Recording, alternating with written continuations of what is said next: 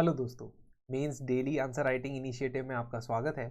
आज हम डिस्कस करने वाले हैं एनवायरमेंटल एथिक्स के बारे में। एनवायरमेंटल एथिक्स के बारे में ये प्रीवियस ईयर क्वेश्चन है। It has already been asked in the UPSC mains और मैं ट्राई करता हूँ कि मिक्स करूँ प्रीवियस ईयर क्वेश्चंस को भी और अपनी तरफ से जो क्वेश्चंस हम डिस्कस करते हैं उन्हें भी। आज हम डिस्कस करेंगे कि एनवायरमेंटल एथिक्स का क्या मतलब है, क्यों इसे ज़रूरी है समझना, और किसी भी एक एनवायरमेंटल इशू को डिस्कस करना है। So discuss any one environment issue from the view point of environmental ethics. This type of a question better यही है कि आप इसमें डेफिनेशन दे दें। तो environmental ethics is a part of environmental philosophy which considers extending the traditional boundaries of ethics from including humans. तो humans से जब आप एथिकल कंडक्ट को या right wrong good bad decisions को जब आप एक्सपैंड करते हो, एनवायरनमेंट के पास लेके जाते हो, नॉन ह्यूमन वर्ल्ड के रेल्म में लेके जाते हो, आसपास के कंपोनेंट्स के अंदर उसे को भी उसके अंदर इंक्लूड करते हो, तो वो एनवायरमेंटल एथिक्स कहलाता है। So that is a proper way to define the environmental ethics. Generally ethics में जो थ्योरी के क्वेश्चन होते हैं वो 150 वर्ड्स के होते हैं, उसमें आप ज़्यादा एक्सपैंड नहीं करोगे तो चलेगा। आपको पॉइंट्स बताने हैं, कुछ व्यू पॉइंट्स एथिकल बताने हैं और उस कॉन्सेप्ट को यहाँ पे एनविजन करते हुए आंसर लिखना है। तो एनवायरमेंटल एथिक्स को समझना ज़रूरी क्यों है। Second part of the question, what is the importance of studying environmental ethics. दोस्तों, इम्पॉर्टेंस हम ऐसे बता सकते हैं कि एनवायरमेंटल एथिक्स पढ़ते हुए हम बहुत सारी चीज़ों को समझने में सक्षम रह जाएंगे। कैसे? सबसे पहले तो नेचुरल रिसोर्सेज का जिस तरीके से इस्तेमाल होता है उसमें ह्यूमन नीड वर्सेस ग्रीड। तो जैसा महात्मा गांधी जी की स्टेटमेंट है, there is enough for everyone's need but not for anyone's greed. लेकिन इसी स्टेटमेंट को ध्यान में रखते हुए हमें सस्टेनेबल डेवलपमेंट का गोल्स को फॉलो करना है। आप ये भी लिख सकते हो, सस्टेनेबल डेवलपमेंट गोल्स के बारे में लिख सकते हो। ह्यूमन डिमांड्स और सस्टेनेबल डेवलपमेंट को एक साथ अगर चलाना है तो एंथ्रोपोमॉर्फिक इंटरवेंशन नेचर को का बैलेंस बनाना पड़ेगा। तो उसे एक एथिकल कोड की ज़रूरत है, एक ऐसे कोड की ज़रूरत है जहां उसे पता है कि वेयर टू स्टॉप, है ना। तो एनवायरमेंटल एथिक्स उसे यही बताता है कि डेवलपमेंट की प्रोसेस होनी चाहिए, रिसोर्स एक्सट्रैक्शन की प्रोसेस होनी चाहिए, लेकिन कहाँ जाके आपने रुकना है कि आगे डेवलपमेंट जो है वो आगे की जनरेशन्स को भी उसके फ़ायदे मिलते रहे। तो एक्सेसिव माइनिंग, डिफॉरेस्टेशन हमें अमेजॉन रेन फॉरेस्ट में दिखा चुकी है कि local as well as global climate के ऊपर उसका गहरा असर पड़ता है, क्योंकि rain forest are the lungs of the earth, और वो लंग्स जब आप डिस्ट्रॉय करते हो, डिफॉरेस्टेशन करते हो, उसकी वजह से बाकी वर्ल्ड के ऊपर बहुत बड़ा असर पड़ता है। दूसरा एस्पेक्ट आप स्टीवर्डशिप के एस्पेक्ट से समझ सकते हो। स्टीवर्डशिप क्या होता है? आप एक ओनरशिप लेते हो चीज़ों की, आप ये समझते हो, और ये थोड़ा सा रिलीजियस कंसेप्ट भी हो सकता है। Religious concept in the sense that God has created all these things for you. Nature, प्रकृति, प्रकृति में जो जीव जंतु हैं उन्हें क्रिएट किया है, और आपको इसीलिए इतनी इंपॉर्टेंस दी गई है, या आप अब इतने इंटेलिजेंट क्यों बने हो, ताकि आप इस गिफ्ट को जो है वो संजो के रख सको। तो एनवायरमेंटल एथिक्स आपको अलग अलग नज़रियों से एनवायरनमेंट संभालने के लिए समझाएगा, यही उसकी इंपॉर्टेंस है। Peoples participation in stewardship increases, कहने का मतलब वो पॉलिसी मेकिंग के अंदर भी पार्टिसिपेट करने लगते हैं। नेचुरल रिसोर्सेज की एक्सप्लॉयटेशन, एनवायरनमेंट के अंदर जिस तरीके से पॉलिसी बनेगी उसमें वो पार्टिसिपेट करते रहेंगे, और जैसे जैसे पार्टिसिपेट करते रहेंगे उन्हें एनवायरनमेंटल एथिक्स का ज्ञान होना चाहिए कि जब हम मान लीजिए हम अपनी प्रोग्रेस को एनवायरनमेंट के साथ इंटरेक्ट करते जा रहे हैं तो उसमें कहाँ तक हमें अपने आप को सीमित रखना होगा। Then there is also the principle of trusteeship. Mahatma Gandhi कहते हैं कि हम जब एनवायरनमेंट का इस्तेमाल करते हैं या सो कॉल्ड इकोसिस्टम सर्विसेज का इस्तेमाल कर रहे हैं, तो उनको हमें केयर टेकर्स की तरह इसे आगे की पीढ़ी के लिए सजो के रखना पड़ेगा। चौथा पॉइंट आप क्या लिख सकते हो? Legal and constitutional understanding will also develop, because if you know about environmental ethics you should know that laws, है ना, लॉज होता है एक one of the ways of understanding if an action is correct और नॉट, if it is legal और नॉट। कभी कभी कन्फ्लिक्ट हो सकता है, लेकिन लॉज एक अच्छा सोर्स है समझने के लिए। तो हमारे कई सारे ऐसे लॉज हैं, 1986 का एनवायरमेंट प्रोटेक्शन एक्ट है, वाटर एक्ट है, एयर एक्ट है, जो लीगल ऑब्लिगेशन भी बनाता है कि आपको ये जिम्मेदारी रखनी है कि आप एनवायरनमेंट पोल्यूशन करते हो, एयर पोल्यूशन करते हो, वाटर पोल्यूशन करते हो, तो उसके ऊपर आपको किस तरीके से कंट्रोल करना चाहिए, और अगर आप वो नहीं करते हो तो लीगल एक्शन आपके खिलाफ लिया जाएगा। ये चीज़ भी एनवायरनमेंट एथिक्स सिखाती है। एनवायरनमेंट एथिक्स को भारत में इको फेमिनिज्म के साथ भी जोड़ा जा सकता है। कई सारे एनवायरनमेंट्स या नेचर बेस्ड मूवमेंट जो हैं भारत के अंदर, उसमें महिलाओं ने, विमेन ने बहुत बड़ा पार्टिसिपेशन दिया है।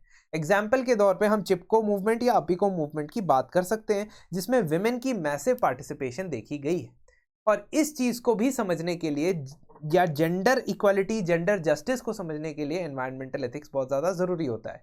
हम अगर प्रिमिटिव सोसाइटीज़ की बात करें तो मेन जो होते थे वो हंटर गैदरर होते थे, और विमेन जो है वो नेचर के अंदर से काफ़ी सारे सोर्सेज या रिसोर्सेज को कलेक्ट करते हैं।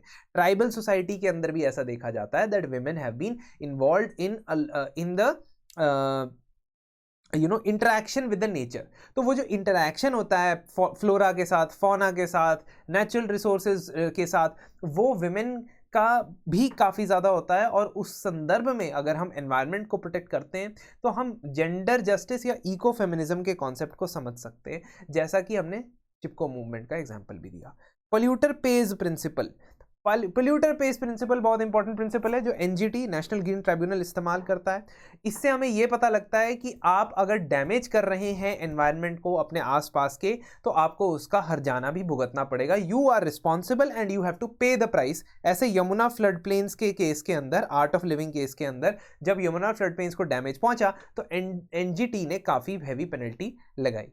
अब आपसे पूछा गया है कि आप किसी भी एक कंटेम्प्रेरी या एनवायरमेंटल इशू को एनवायरमेंटल एथिक्स के पॉइंट ऑफ व्यू से समझाएं।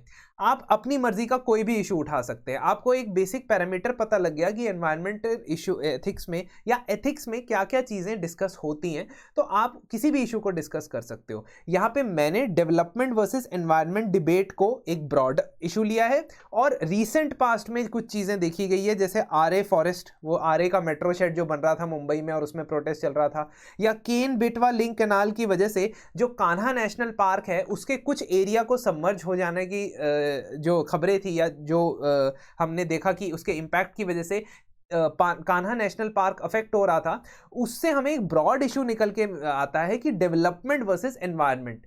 डेवलपमेंट को कितना हद तक हम स्ट्रेच करें कि एनवायरनमेंट को हम ना अफेक्ट करे। आप और भी इश्यूज उठा सकते हो। फॉर एग्जाम्पल, आप common but differentiated responsibilities, CBDR, इस इशू को भी एथिकल नजरिए से देख सकते हो, चाहे वो स्टीवार्डशिप का नजरिया हो। देखो, आप ये वाले भी इस्तेमाल कर सकते हो जो हमने पहले किए, या हम पुरानी जो हम एथिक्स के अंदर थ्योरीज पढ़ते हैं उनके हिसाब से भी हम एनालाइज कर सकते हैं उस पर्टिकुलर इशू को। तो आप अपनी तरफ से, आपके लिए एक एक्सरसाइज ये है कि आप कोई भी एनवायरमेंटल इशू लेंगे, उस एनवायरमेंटल इशू को एथिकल स्टैंड पॉइंट से देखेंगे। मैं आपको यहाँ पे एग्जाम्पल देता हूँ डेवलपमेंट वर्सेज एनवायरमेंट डिबेट की। अब डेवलपमेंट वर्सेज एनवायरमेंट डिबेट को अगर मैं कॉन्सिक्वेंशियलिस्ट पॉइंट ऑफ व्यू से देखूँ या यूटिलिटेरियन प्रिंसिपल के हिसाब से देखूं, जो जॉन स्टुअर्ट मिल ने दिया था, ठीक है, उस हिसाब से देखूं तो वो कहते हैं कि maximum pleasure for maximum number of people अगर आप डिराइव कर सकते हो किसी एक्शन से, तो वो एक जस्ट एक्शन होगा, ठीक है, करेक्ट एक्शन है, यूटिलिटेरियन प्रिंसिपल कहते हैं। तो if the ecosystems services are provided by nature, we see it from that perspective कि हमें मैक्सिमम प्लेजर मिल रहा है किसी भी पर्टिकुलर इकोसिस्टम से। मान लीजिए वेटलैंड्स की बात कर रहा हूं, तो वेटलैंड्स को प्रोटेक्ट करना भी यूटिलिटेरियन है, क्योंकि हमें उससे बेनिफिट मिल रहा है ना, मैक्सिमम नंबर ऑफ पीपल को। बट ओवरऑल डेवलपमेंट प्रोजेक्ट्स भी बहुत ज्यादा लोगों को बेनिफिट दे रहे हैं, and I am linking this with these issues which are involve. Ken Betwa link canal से जो पानी होगा वो इरिगेशन के लिए बहुत सारे एकर्स ऑफ लैंड में इस्तेमाल होगा, तो फार्मर्स, बुंदेलखंड वाले एरिया के जो फार्मर्स हैं जहाँ पे पानी नहीं अवेलेबल होता है, तो उनको बहुत ज़्यादा बेनिफिट होगा।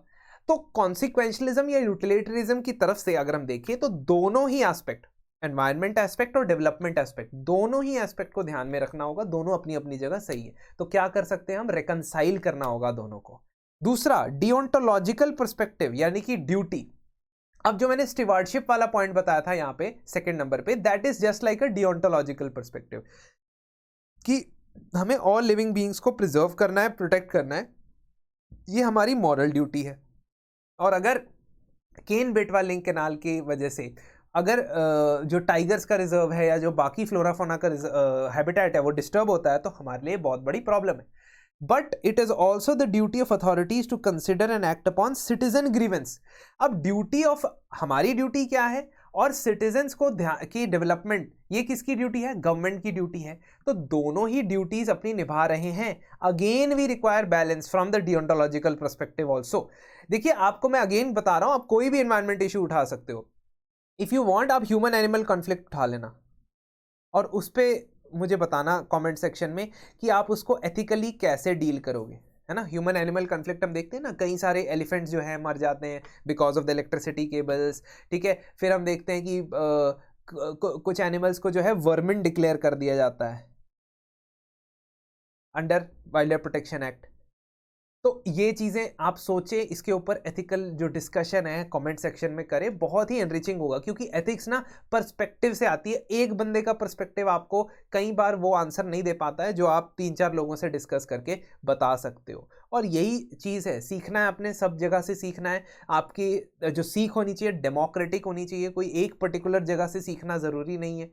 So you should think about it. तीसरा पॉइंट, अगर मैं डेवलपमेंट वर्सेस एनवायरनमेंट की डिबेट में देखूं तो बायोसेंट्रिसिज्म क्या कहता है? बायोसेंट्रिज्म कहता है कि preservation of biodiversity, animal rights, environment protection, ये सेंटर स्टेज लेना चाहिए। तो अगर बायोसेंट्रिज्म मेरा एथिकल कंडक्ट है, मैं अपने एथिकल कंपस को बायोसेंट्रिज्म से लेके चलाऊं, तो मैं हमेशा कंजर्वेशन को ही प्रायोरिटी दूंगा डेवलपमेंट के ऊपर। तो क्योंकि मैंने इतने वर्ड्स में लिखना है आंसर, एक पर्टिकुलर सेट ऑफ वर्ड्स में लिखना है, मेरे पास 3 पॉइंट एनफ है यहाँ पे डिस्कस करने के लिए। Ultimately I will conclude saying कि एनवायरनमेंट एथिक्स जो है वो ह्यूमन और इकोसिस्टम के इंटरेक्शंस को स्टडी करने के लिए बहुत सिग्निफिकेंट है, हमें पर्सपेक्टिव प्रोवाइड करते हैं और एथिकल इश्यूज को डील करने में हमारी मदद कर सकते हैं। कोई भी एथिकल फॉर्मूला आपके लिए फुल प्रूफ नहीं है। हर सिचुएशन में लगने वाला ऐसा कोई ब्रह्मास्त्र एथिक्स में नहीं बना है आज तक और ना बनेगा। इसीलिए आपको बस मदद करने के लिए, असिस्टेंस देने के लिए, गाइडेंस देने के लिए कुछ प्रिंसिपल्स हैं, उनमें से ही एक एनवायरमेंटल एथिक्स भी है।